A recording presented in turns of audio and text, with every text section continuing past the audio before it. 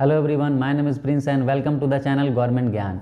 आज की इस वीडियो में आप सभी के लिए एक बहुत बड़ी खुशखबरी लेके आया हूं कि बिहार पुलिस के अंदर कांस्टेबल की वैकेंसी निकलने वाली है। बहुत ही जल्द एक बम्पर भर्ती निकलने वाली है।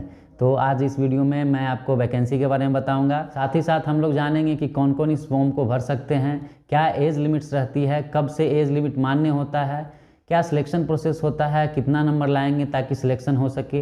पूरी जानकारी मैं आप लोगों को दूंगा और साथ ही साथ ये भी बताऊंगा कि कब से ये फॉर्म भरा जाएगा। तो आप लोग अंत तक वीडियो को देखिएगा। तो अगर आप बिहार से हैं तो आपके लिए बहुत बड़ी खुशखबरी है, लेकिन अन्य राज्य वाले भी निराश नहीं होंगे। इस फॉर्म को वो भी भर सकते हैं जनरल कैटेगरी से। इस वैकेंसी को बिहार के सीएम नीतीश कुमार जी ने भी क्लियर कर दिया है कि कब ये वैकेंसी आएगी। तो उसका क्लिप भी मैं आगे वीडियो में दिखाऊंगा कि क्या उन्होंने कहा है। और इस वैकेंसी में एग्ज़ाम को लेके एक खास बदलाव किया गया है, तो उसको भी हम लोग पूरा समझेंगे कि क्या बदलाव किया गया है। तो चलिए वीडियो को शुरू करते हैं। उससे पहले जो लोग मुझे नहीं जानते हैं उनको मैं बता देना चाहता हूं कि मैं खुद पुलिस में रेडियो ऑपरेटर के पद पे कार्यरत हूं। तो अपने आने वाले वीडियोज़ में मैं आपकी पूरी मदद करूंगा कि किस तरह से आप सिलेक्शन ले सकते हैं, क्योंकि मैंने भी इस एग्ज़ाम में, बिहार पुलिस के एग्ज़ाम में क्वालिफाई किया है। तो मैं आपका पूरा मदद करूंगा। तो आप लोग चैनल को सब्सक्राइब करके रखें ताकि आने वाली वीडियोस आप सभी को मिल सके। तो चलिए सबसे पहले हम लोग बात कर लेते हैं कि कितने पदों पे वैकेंसी आएगी। ये लगभग आपका 10 से 12 हज़ार के आसपास वैकेंसी आने वाला है। तो ये काफ़ी बड़ी संख्या होती है। पहले भी वैकेंसी आ चुकी है 9,000, 8,000। तो इस बार भी 10 से 12 हज़ार पदों पे वैकेंसी आएगी, कम नहीं आने वाली है। तो आप लोग अभी से ही तैयार हो जाइए। और अप्लाई डेट के बारे में मैं आगे बताऊंगा, तो आप लोग देखते रहिए वीडियो को। तो सबसे पहले हम लोग बात कर लेते हैं फ़ी का। फ़ी अगर आप general, EBC, EWS, BC category से हैं तो आपको 450 रुपये लगने वाले हैं फ़ी। वहीं अगर आप SC ST कैटेगरी से बिलोंग करते हैं तो आपको 112 रुपया फ़ी रखा गया है। जैसा कि मैंने बताया कि अदर स्टेट वाले भी इस फॉर्म को भर सकते हैं, तो उनको जनरल कैटेगरी के हिसाब से 450 रुपये फ़ी पेमेंट करना होगा। उसके बाद हम लोग देख लेते हैं एज क्राइटेरिया को। एज आपका 18 से 25 वर्ष मांगा गया है। ये मान्य होगा आपका 1 जनवरी 2022 से। तो अगर 1 जनवरी 2022 तक आपका 18 वर्ष पूरा हो चुका है या आप 25 वर्ष से कम हैं तो आप इस फॉर्म को भर सकते हैं। वहीं अगर एज रिलैक्सेशन को देख लेते हैं तो BC EBC कैटेगरी से अगर आप मेल कैंडिडेट हैं तो 2 वर्ष का रिलैक्सेशन दिया जाएगा। वहीं अगर BC EBC से फीमेल कैंडिडेट है तो 3 वर्षों का आपको रिलैक्सेशन दिया जाएगा। SC ST कैंडिडेट्स के लिए 5 वर्षों का रिलैक्सेशन होने वाला है, मेल फीमेल दोनों कैंडिडेट्स के लिए। अब हम लोग देख लेते हैं योग्यता। योग्यता आपका 12th पास होने वाला है।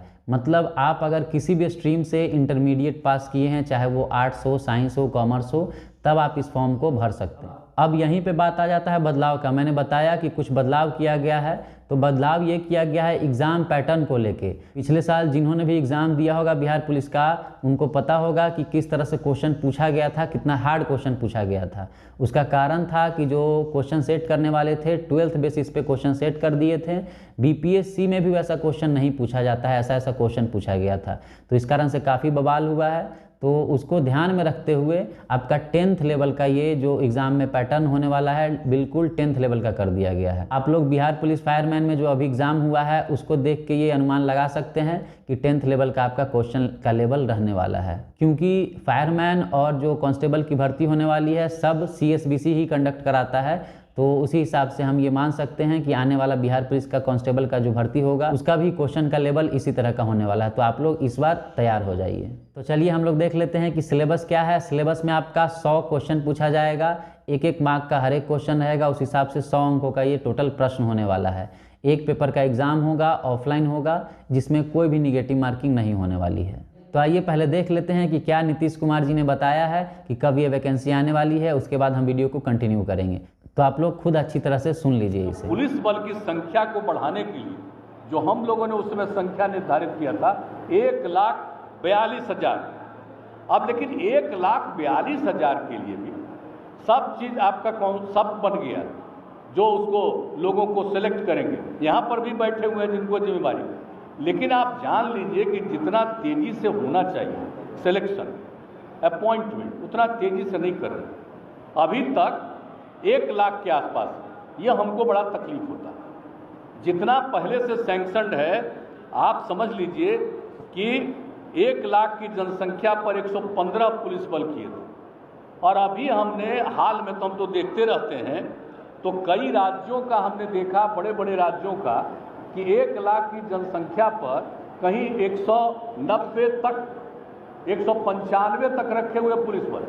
हालांकि हम लोगों का यहाँ तो एरिया कम है, 12वें नंबर पर है, आबादी देश में हम बता दिया 3रे नंबर पर है राज्य में, लेकिन फिर भी हम लोगों को जो हमने 1 लाख की जनसंख्या पर 115 किया, उसको हमने बार बार कहा इसको भी हमको बढ़ाना है। अभी तो आप 115 तक का भी पूरा नहीं किए। हम तो चाहते हैं कि हम 1 लाख की आबादी पर इसकी संख्या कम से कम 165। तो आप लोगों ने खुद से सुन लिया कि क्या उन्होंने बोला है। तो अब मैं आपको बताता हूं कि वैकेंसी कब आएगी। जैसा कि आप सभी को पता है, आप अगर इस एग्ज़ाम पे नज़र बनाए रखते होंगे तो इसका फिजिकल जो पुराने बहाली का है 8 अप्रैल को ख़त्म हो चुका है। अब इसका भर्ती बोर्ड जो है CSBC वो नई बहाली लेके बहुत ही जल्द आएगा। जल्द मैं इसीलिए बोल रहा हूं क्योंकि आपने पिछले बार भी गौर किया होगा कि इसी तरह से इसी पैटर्न पे आपका नया बहाली आया था कि जैसे उधर कंप्लीट हुआ इधर नया बहाली आ गया था। तो इस बार भी वही होने वाला है। इस महीने के लास्ट अंतिम तक या फिर मई में 10 तारीख के अंदर ये आपकी वैकेंसी पूरी आ जाएगी। तो आप लोग तैयार हो जाइए, ये नई वैकेंसी आएगी और फिर से आपको कोई भी समय नहीं देगी। तो अगर अभी से ही आप तैयार रहते हैं तो आपको कोई दिक्कत नहीं होगा। और जितने भी कैंडिडेट हैं जो कि फिजिकल दिए हैं और अच्छा मार्क्स नहीं आ पा रहा है उनका, या फिर 27 मार्च को जो फायरमैन का एग्ज़ाम हुआ है उसमें बैठे हैं फिर भी उनका अच्छा स्कोर नहीं आ पा रहा है, तो इस बार पूरा प्रयास से लगिए। मैं आपको गाइड करूंगा पूरी तरह से अपने वीडियोस के माध्यम से कि किस तरह से आप तैयारी करें ताकि आपका अच्छा स्कोर हो सके इस एग्ज़ाम में। तो चलिए अब हम लोग सिलेबस को देख लेते हैं। और पुराने स्टूडेंट तो सिलेबस ऑलमोस्ट जानते ही हैं क्योंकि वो एग्ज़ाम में बैठे हैं, लेकिन खासकर वो स्टूडेंट जो नए हैं, अभी अभी इंटर क्वालिफाई किए हैं, पास किए हैं इंटर को और इस एग्ज़ाम को क्वालिफाई करना चाहते हैं, तो समझिए कि 100 नंबर का ये आपका पेपर रहने वाला है, जिसमें GK GS से मोटा मोटी अगर देखें तो 40 से 45 क्वेश्चन पूछा जाता है। मैथ्स आपका 10 के आसपास क्वेश्चन पूछे जाते हैं। हिंदी इंग्लिश की अगर वहीं बात कर लेते हैं तो आपका 15 से 20 के आसपास हिंदी इंग्लिश से क्वेश्चन रहता है, यही थोड़ा बहुत ऊपर नीचे होता है। फिर अगर साइंस को देख लेते हैं तो साइंस भी आपका 25 से 30 के आसपास रहता है। ये सारे प्रश्न आपको 10th लेवल के आसपास रहेंगे। तो अगर आपने 10th बढ़िया से किया है या फिर इंटर तक बढ़िया से पढ़ा है तो आपको इसका लेवल काफ़ी इजी लगेगा। लेकिन जो नए सिरे से तैयारी करना चाहते हैं उनके लिए मैं एक प्रॉपर वीडियो लेके आऊँगा कि किस तरह से तैयारी करें, तो आप लोग चैनल को सब्सक्राइब करके रखिएगा। तो हम लोग देख लेते हैं अब कि किस तरह से सिलेक्शन होता है। पहले आपका एग्ज़ाम लिया जाएगा। ये एग्ज़ाम जिसका मैंने सिलेबस बताया है आपको, ये क्वालिफाइंग नेचर का होता है। इसमें आपको सिर्फ क्वालिफाई करना है, मेरिट आपका फिजिकल में नंबर दिया जाएगा उस बेसिस पे बनता है। तो जैसा कि मैंने बताया कि 10 से 12 हज़ार ये भर्ती आएगी, उस हिसाब से आपका 10 से 12 लाख फॉर्म भी गिरने वाला है। तो अगर आप क्वालिफाई भी करना चाहते हैं इसके एग्ज़ाम में, सिर्फ मेरिट तो बाद की बात है, तो आपको मिनिमम 70 नंबर आपको लाना ही पड़ेगा 100 अंक में। तो आप इस बात को समझिए और अभी से ही आपको तैयारी में लगना पड़ेगा, तब जाके ये आपकी तैयारी कंप्लीट हो पाएगी। तो चलिए अब हम लोग देख लेते हैं कि किस तरह से फिजिकल होता है और क्या क्या इसके क्राइटेरिया हैं। तो सबसे पहले हम लोग बात कर लेते हैं हाइट की। अगर आप general, EBC, EWS, BC category से आते हैं तो आपका हाइट 1.65 होना चाहिए, 1.65 सेंटीमीटर। उसके बाद वहीं अगर SC ST कैंडिडेट्स की बात कर ले, 1.60 सेंटीमीटर अगर आपका हाइट है तो आप इस फॉर्म के लिए एलिजिबल हैं।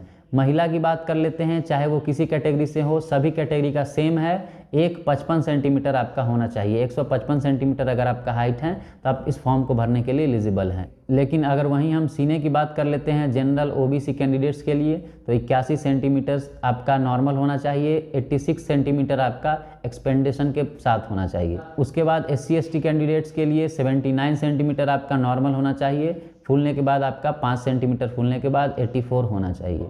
तो अब हम लोग बात कर लेते हैं कि फिजिकल में क्या क्या करना होता है और किस बेसिस पे मार्क्स दिया जाता है। आपको 3 बेसिस पे मार्क्स दिया जाएगा, जिसमें रनिंग है, शॉर्ट पुट है मतलब गोला फेंक, उसके बाद आपका हाई जंप है। 3 कैटेगरी में इसे बांटा गया है। रनिंग के लिए आपको 50 नंबर दिया जाता है, वहीं गोला फेंक के लिए आपको 25 नंबर और हाई जंप के लिए भी आपको 25 नंबर।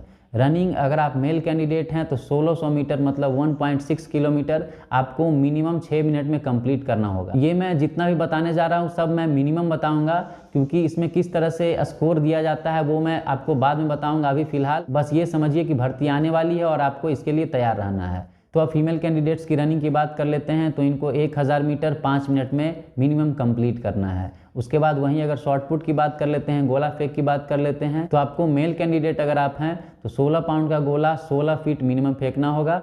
वहीं फीमेल कैंडिडेट्स को 12 पाउंड का गोला मिनिमम 10 फीट फेंकना होता है। अगर हाई जंप मेल कैंडिडेट को देखें तो 4 फीट का आपका मिनिमम हाई जंप होने वाला है। इसी में अगर आप और भी ज़्यादा करते हैं उसी हिसाब से आपको मार्क्स दिया जाएगा। ये आपका मिनिमम मार्क्स होगा। अगर आप 4 फीट फानते हैं तो आपका ये मिनिमम मार्क्स आपको मिलेगा।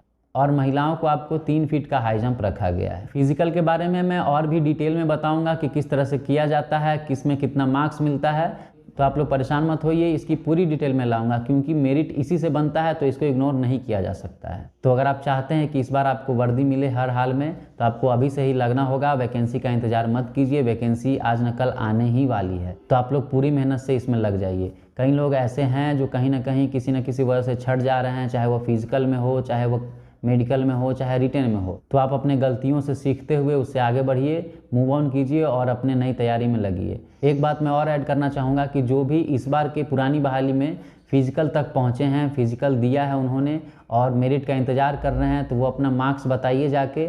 यहाँ मैं पोल डाल दूंगा, उस पर आप पोल करके अपना मार्क्स बता सकते हैं। महिला और पुरुष का अलग अलग पोल दिया गया है, तो आप लोग एक ही में नहीं कीजिएगा। महिला जो है अलग कीजिएगा, पुरुष जो है अलग कीजिएगा। उस पोल के माध्यम से मैं फिर कट ऑफ की वीडियो लेके आऊँगा कि क्या आपका एग्जैक्ट कट ऑफ होने वाला है। तो आप लोग जाइए, देखिए, उस पर पोल कीजिए, अपने मार्क्स जितने जितने आए हैं। तो आई होप कि ये वीडियो आप सभी को अच्छा लगा होगा, पसंद आया होगा। तो जो नए लोग हैं सब्सक्राइब करके रखिए हमारे चैनल को, ताकि इसी तरह के वीडियोस मिल सके। सब्सक्राइब मैं इसीलिए करने कर रहा हूँ कि इससे मुझे मोटिवेशन तो मिलेगा ही, साथ साथ आपको ये भी जानकारी मिलेगी कि किस तरह से कम मेहनत में आसानी से आप किसी भी जॉब को पा सकते हैं, खासकर पुलिस वाले जॉब को। क्योंकि यूट्यूब पे आपको तमाम ऐसे चैनल मिल जाएंगे जो अच्छी अच्छी जानकारी उपलब्ध कराते हैं, नो डाउट, लेकिन आपको ये नहीं बता पाएंगे कि किस तरह से आप अपने कमियों से सीख कर आगे बढ़ें और जल्द से जल्द एक नौकरी पा सकें। तो आप लोग सब्सक्राइब कीजिए हमारे चैनल को, ताकि मैं इसी तरह के वीडियोज़ लाता रहूँ। मिलते हैं अगले वीडियो में। जय हिंद।